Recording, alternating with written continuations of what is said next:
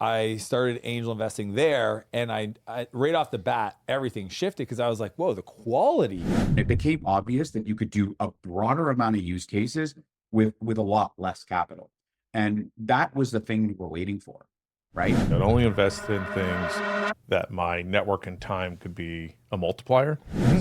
Welcome to Money Mavericks, the podcast where we explore the dynamic world of finance, investment, and entrepreneurship. I'm Kirk Drake. And I'm Daryl Hicks. Together, we're here to bring you the latest insights, expert opinions from the trailblazers who are redefining success in the financial world. There's a lot of stories of founders out there who raised a bunch of capital, were working on a business. All of a sudden, through no fault of their own or otherwise, they end up in a situation where they just have a massive amount of churn. Like you said, essentially 100% churn. I mean, all your revenue's gone with 100% churn. There's a crossroads, right? Like, do we just fold up this shop, fire sale some of the assets, the IP for whatever we can, give the investors back, whatever, however many cents on the dollar we possibly can, do as orderly a wind up as we can, and everybody moves off into the sunset and starts, a new business with a fresh cap table and fresh investors, versus what it sounds like I think you did, which is, restructure the existing business to go keep the assets and the team and most of the shareholders and kind of pivot into something new. So one, I'd love to understand, like, which one of those options did you pick, and kind of walk us through what you actually did in the details. But importantly, what was going on inside of your mind? Like, what was the self-talk and the narrative as you were kind of facing these options? Yeah, it's a great question. So, November 2022 is when we pretty much lost 90% of our recurring revenue. We still had money in the bank, but we also had an opportunity to raise a Series A at that time. And of course, you lose 90% of your revenue, your term sheet gets pulled. I didn't realize it at the time, but a lot of other entrepreneurs were going through similar stories. And I only realized that later. But it wasn't until November 2023 that we actually were able to restructure the company. So we went through a year of struggle and pain. It was the most painful, year of my professional career. And, Kirk saw much of kind of what we went through throughout this year. What was going through my head in November 2022 when we lost 90% of our revenue, and that literally happened in it seemed like it happened in a day. First thing I realized in my head talking to the management team is we're going to have to lay off literally everybody, And so the first conversation was talk to the board, right? And we have a very supportive board. They've been great. And throughout the whole, pivot, they've been amazing, just super supportive, weekly calls, just supporting me. So I approached the board. That was a very difficult conversation because it's man, I just don't want to disappoint the people that invested in me. Very quickly, I was able to get the board together, shared the news, and, we were all in agreement that we had to lay off pretty much everybody but the two founders. And we did that in 10 days. And that was before ChatGPT launched in November 30th. So until ChatGPT launched, literally 20 days later, we thought we were going to shut down the business. When OpenAI launched ChatGPT, and that's just luck. I have nothing to attribute it other than timing and luck. And I think that every successful entrepreneur I've spoken to said there's always an element of luck that happens. That was one of the lucky periods for us. But before that, we were literally going to shut down the business. When ChatGPT launched, had a conversation with Chris and Kirk about, there being a real opportunity in the credit union space. And I told my wife and, my kids, I'm like, December is a month where I'm just going to lock myself in a room with a couple of my remaining team member, my co-founder, and we're going to build something. We're going to build a prototype. And in January, we sort of awakened with something that we can show off to credit unions. And then, Chris and Kirk, said, hey, don't even worry about anything with regards to us. We'll put you in front of credit unions and, just talk to them about what it is that you could offer them. And it was very quickly after 10, 20 meetings that they set up for us, what the insight was that sort of we as a team with all of our background and experience, we were the best in the world to solve. And, that's when it started. That's when the pivot started. Yeah, because you had paid your dues and spent a lot of time, energy, work at the universities and building the business, familiar with the AI models and things like that.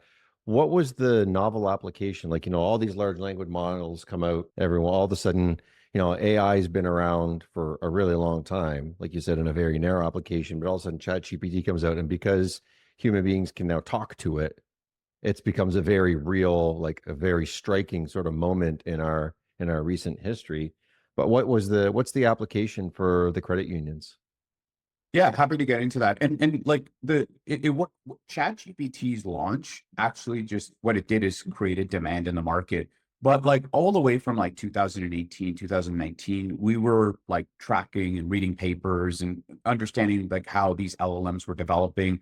We had early access to GPT-3, so we were like understanding the capabilities. And it became obvious to us in that 2020, 2021 period that, as I said at the beginning of this podcast, AI used to be very expensive and narrow, meaning that the first use case we deployed, which is predicting, when someone's going to churn from a bank's portfolio, it took a lot of resources, a lot of data, and a lot of effort to deploy one very narrow use case for a bank, right?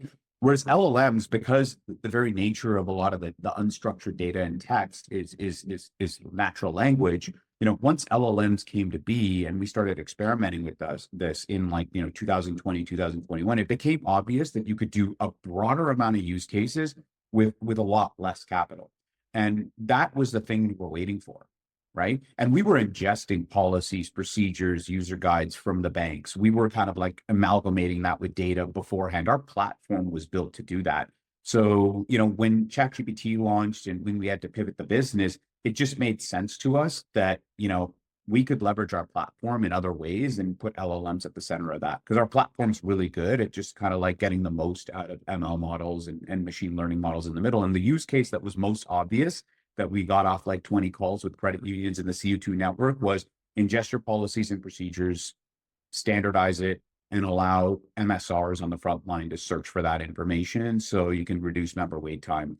And very quickly, we were able to deploy that, prototype out to a few credit unions and prove that it really did remarkable things. And that was the beginning of our journey in getting the first 5 credit unions on board.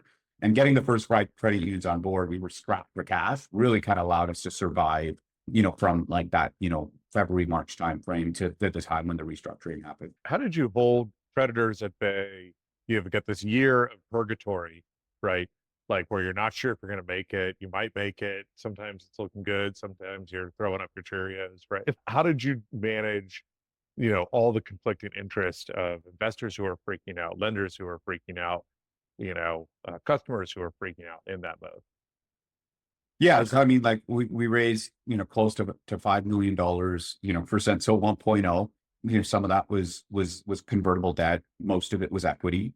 And, again, it just attributed to luck. We have really amazing shareholders that were supportive throughout the process.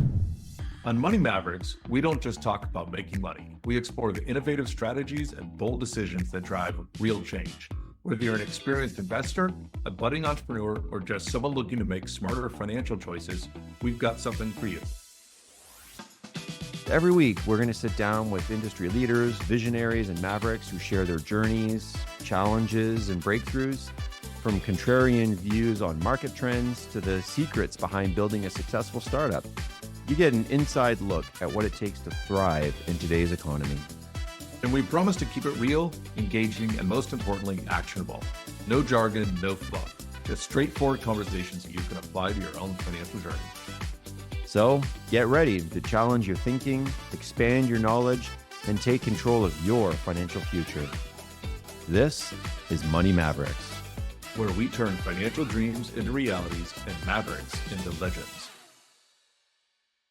I'm sure they've evolved over 10 years. In fact, I think you've kind of pulled away from angel investing a little bit. Isn't that true? I still do. I just don't talk about it. I did 2 deals like in the last 3 weeks. Ah, okay. It's just changed. Yeah, because it's more of an asset allocation for me and less of a, artistic, relationship. I like you, you like me. Let's work together. Mm-hmm. Now it's legit just deal flow. I have somebody look at opportunities. They only present me the ones that make sense. And I'll have a meeting with the entrepreneur, and then I say yes, and I kind of forget until they announce it, and then they're like, Dan Martell's also an investor, and I was like, oh, we did that deal, good, okay. Because again, when I hand it over to lawyers, they know what I look for. It sometimes doesn't get done. Right. My philosophy, though, I think I can tell you how I messed it up. When I first started coming from Moncton, New Brunswick, that's where Daryl and I are both from. I think any entrepreneur that's ever made any money, especially if you struggled for a while, like 2 failed companies, finally made some money, saved everything, and thought, I read Rich Dad Poor Dad, and it was like, okay, there's the entrepreneur and then there's the investor. I need this I quadrant. I need a little bit of that in my life. And because I had finally found success, I thought, ooh, now I think I have the recipe. All right. So anything I get involved in is just going to magically be winner, winner, chicken dinner. And funny enough, the first investment I ever did was with my brother in his company. He had a home building company, totally outside of software or tech or anything. And because of who he is, it actually went incredibly well. Not at first, but eventually did really well. I was like, okay, let's do more of this. And I probably lost close to $1 million in the next 2 years. So I can tell you what not to do. What not to do is think that your money, 2 things you're putting at risk, your money and your time, which are freaking the most valuable thing in the world, is going to equal success. And that's what I did. So I lost a lot of money, invested in entrepreneurs that, I mean, there's this one guy, he's like, oh yeah, I'm doing this dating site, blah, blah, blah, blah, blah. And I even knew, I was like, this sounds so stupid, but everybody was talking so highly of the entrepreneur. I got involved, and like 12 months later, he bankrupted the business, and I'm just like, well, that was dumb. And I knew better. That was the worst part. And then the other thing is I was writing different size checks. I moved to San Francisco and I started angel investing there. And I right off the bat, everything shifted because I was like, whoa, the quality, like these are entrepreneurs that like, okay, this other guy worked at Canadian Tire and decided to start this dating website, and he's not even technical. Oh, I'm going to give him my money. 2, here's a founding team and there's 3 of them and they're all engineers and they're from Stanford. Well, okay, this is different. But where I got lucky is I met a guy named Naval Ravikant. So a lot of people know Naval now. Back then he was known in the tech industry, but he wasn't, on Joe Rogan, that kind of stuff. And he's the one that gave me the advice because I asked him, he was very prolific. He wasn't like the top angel investor. Angel investor was actually interesting because it was a newish term in early 2000.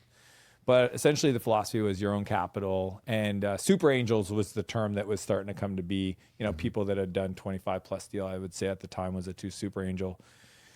And Naval was definitely one, and he's the one that gave me the advice. So a few things I look for. First, I'm always deploying capital over a 4-year time cycle. So I'm never trying to pick timing in a market. If I don't have enough capital to invest over a 4-year time window, then I don't do it because then I'm trying to pick winners. That was the biggest thing Naval explained to me. He goes, if you think you can pick winners, you're crazy. Like it's mathematically impossible. First principles, not possible. Okay, so then how do you essentially dollar cost average into your angel deals? Yeah, that's just about to say. This sounds a lot like DCA, dollar cost averaging, yeah, right? and that's how he presented to me. He says over a 4-year window, you're going to either catch the tail end or the beginning of another market cycle. And if you can do at least a dozen deals over that 4-year window, so that's about 3 a year, and still look, try to understand what your thesis is, try to figure out what it is about the people. He definitely said, like, double down on the people. He goes, most of the deals that I look at that won, when I made the investment, it wasn't the idea. And we hear this all the time, but bet on the jockey, not the horse, right? Dude, I used to bet on the horse. I'm like, oh, that's a great industry. That's a great market. Oh yeah, we'll disrupt that thing. But guess what? Without the jockey, I found along the way is a combination of 2 things. I'd only invest in things that my network and time could be a multiplier. So I started doing, okay, I'll put the money in, but only if you turn around and spend some portion of that money back with our fintech coaching, so that effectively I was getting a 2x valuation on my 1x money, which then meant that almost always I would at least get even money, which is not a great situation, but was certainly better. And the third piece was I going to learn something from watching them in the process. Yeah, right? I definitely, that was the other thing that Naval recommended. He said, don't get involved in things that you personally don't have a problem around. Like I only invested in things where I had a problem, and it's just like, it was just serendipity. It's like, oh my gosh, I actually was running into that. I don't want to start that company. You're doing it. All things being equal, that was great. And then learning. So like I started Clarity. I think that's what I was doing when we first met, which is a marketplace. But I learned about marketplaces as an investor in Udemy. And I would choose founding teams that when I met, and that was my simple filter. When I sat down with them, did I learn something? Yeah. Right. And they didn't even know I was doing that, but I would be very curious. Like, how did you choose the market? How big do you think it is? Why do you think this is differentiated? Blah. And I was looking to the quality of their answers, and independent if I thought that thing was going to work, I was just looking, are these people that are incredibly passionate? Because like, I remember one time an investor asked me in my company, they go, why are you the person to solve this problem? And I just love that. Because like, why are you uniquely qualified? There's 100 people working on this problem right now.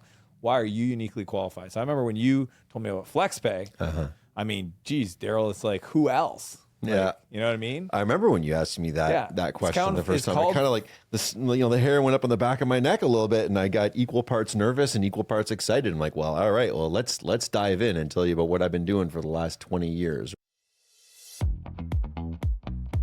Thanks for tuning into this episode of Money Mavericks. We hope you found it insightful and inspiring.